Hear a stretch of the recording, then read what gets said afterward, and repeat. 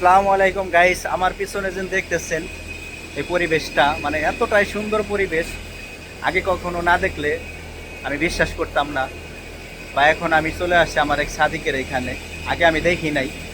তো এখন আমি সচক্ষে দেখতেছি মাজারার ভিতরে কিভাবে মানে একটা ডেরা এরকম ভাবে উপরে কিন্তু পলিথিন দিয়া, এটা পুরোটাই পলিথিন দেখে। ওই পলিথিন দিয়ে এভাবে শাকসবজি রোপণ করে থাকে, বিভিন্ন ফসল ফলন, ফল গাছ ফুল গাছ সবগুলো এইভাবে করে থাকে তারা। ওই দেখেন পানি দিতেছে আমার সাদিক। আমার বাসা হচ্ছে নেপাল, আর আমার বাসা হচ্ছে ঢাকা মানিকগঞ্জ বা মানিকগঞ্জ।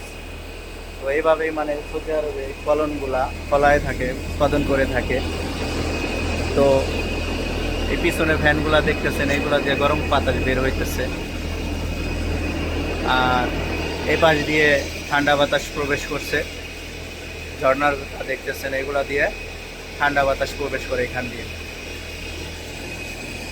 দেখেন পুরো ভিডিওটা দেখেন, এক কথায় অসাধারণ অসাধারণ।